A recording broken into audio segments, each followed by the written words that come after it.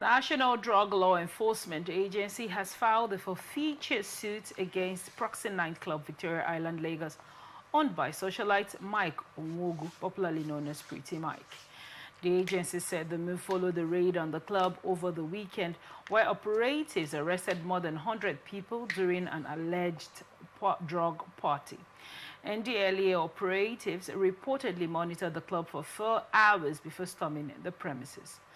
They recovered nearly 385 kilograms of Canadian loud and other substances from a storage area within the building. Chairman of the agency, Brigadier General Buba Marwa, retired, said the club owner brazenly advertised a drug party, warning that such impunity would not be tolerated in the entertainment industry. Marwa cautioned club and hotel owners nationwide that their facilities risk forfeiture if they're used for drug-related offenses. We will make an example of this particular club in Lagos, he stated. He also highlighted NDLEA's achievements in the past 30 months, including over 45,000 arrests, 9,000 convictions, and the rehabilitation of more than 26,000 drug users. You know, nightlife is usually not as regulated as it should. Most courts have said, oh, nightlife is not as regulated as it should because, you know, nightlife happens when most of the agencies and authorities have gone to bed. But now this report shows that the praying eyes of agencies are still on club and nightlife. And what are your thoughts on this report? When you weigh it side by side with what is coming up 30 December, let's talk about it. Otara is a welcome development from that of the NDLEA. Okay. I applaud them for such, and if one has an nightclub, I believe those days, even now, nightclub, there are some restrictions to drug.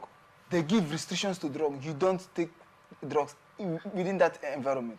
Even apart from writing posters on the walls, they also hit it straightly. And if such, they will hit on it. And I believe they also have security personnel that goes around to ensure that these are not being done in nightclubs. Now, going forward, that if such is being organized and it is being termed an adventure, a scenario whereby drugs should be taken, that is totally bad. Whereby maybe the owner of such a center or such event has deemed it fit that he cannot, the only thing he can propagate in the system is to ensure that drugs are being taken. He does not think of propagating how to build health centers, how to build schools or how to think of how we sit to think of good thing to do for the betterment of the society. Rather, is to what? Is to engage in selling of drugs, to engage in the intake of drugs. Otara is totally bad. I have frowned against it. It is bad. And I also applaud the NDLEA. They should not also be the only person, the only law enforcement agent in this. I believe even other law enforcement agents should not feel that, okay, because it's not their duty to look at drugs. And even if they find anyone in such milieu doing this, that they should turn their back on it. No. Everybody, all hands must be on deck. Whether you're a force personnel or you're not, whether you're a parent, you are not a parent, so far as you're a human and you find out that anybody, any citizen is adventuring into drug, please report to the nearest law enforcement agent and ensure that such person is being picked. Because if you go to our psychiatric homes, you see young boys and girls from the age of some 12, minors, 15, 28, you see on drugs, and you wonder, where is this generation going to? And maybe you ask, some will say, it's the so-called Gen Z generation. What has Gen Z generation got to do with drug taking? What has Gen Z generation got to do with social vices? It is totally bad. In fact, there is nothing like Gen Z generation when it comes to illegal take of drugs. There's not like Gen Z generation when it comes to social vices. It is totally wrong. The generation has nothing to do with you misbehaving, you going adventuring into such level of menace. So on this, the NDLEA, I applaud them. Kudos to them. They should do more on their back and they should ensure that this, apart from that, where they find this, if they can also trail around even in the streets at night, I applaud them doing that at night, because I believe most persons feel that at night everybody has gone to bed. Most law enforcement agents, most persons have gone to bed, so on that they can go into what they think they can do. But I applaud these people. Kudos to them. They should continue in these good works that they are doing to ensure that we have a free ambience. We should enjoy the good ambience of our environment, and we should see ourselves as law-abiding citizens, and not see some persons walking on the street as wolves, right? And while the others are walking as sheep. So it does not tell of a good society. Kudos to the NDLEA. Thank you. Thank you very much. Now, you know, do you think that forfeiting, closure, reclaiming ownership of someone's business, right, of the taxpayers' business, should be the way to go in handling this case instead of prosecuting the owner of this club? Do you think forfeiture of this property, you know, is within the tenets of what should be done in ridding our society of situations with drugs? Now, the other big question is, was the owner of this club also right to adventure into such level of menace in the society? But you know fully well that there were over 100 people in the club. So it could have been. Is there a possibility that someone brought this, you know, this drug into the club that night, as opposed to the owner? Now, I'm talking about it from a societal perspective, because every now and then you turn around, you see a business owner, right? And the fact about nightlife is that people are coming to have a good time.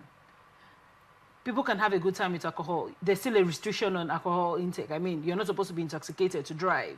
Do you understand?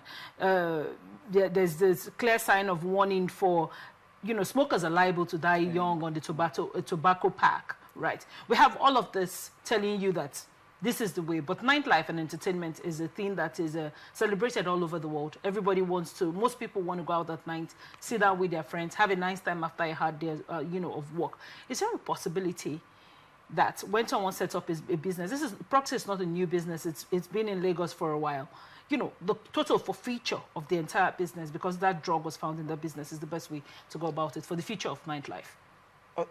My concern is, you know, most of these nightlife in this club, they have bouncers, right, which means they have security. So what level of check and balance did these same persons do at the entrance of this? And apart from that, owning a business, you should be concerned of what is happening in your business environment. Owning a business does not make you to go home and sleep akimbo. You are concerned because you're concerned, and your manager, you should put arsenals on ground to ensure that if you are against this shouldn't be taken into such environment. I won't say because I own a business, and if anything that happens in the business, it happens within your coffers, so you will not be left behind. So closing that place, I for once, I applaud such because it also serves as a data to other club owners to also be careful in the kind of person, be careful of the intake of what is being taken in their clubs. Yes, their eyes now will also be on ground to ensure that such drugs are not being taken in their. So even if they were sleeping, or maybe they showed laissez-faire to their businesses, now they'll be concerned to know that, okay, I'm running such kind of business, so at such I should be fully on ground to ensure that drugs and all kind of drugs, like some loud and cocaine and all that, are not being taken in my business premises. So you ensure while everything is going on, you're going around, your workers are going around. They're also concerned because I believe these persons were not found in their in their pockets. They were found in the club because if it to be in their pockets, maybe the NDLEA, maybe the NDLEA caught them because they said they were there for 4 hours.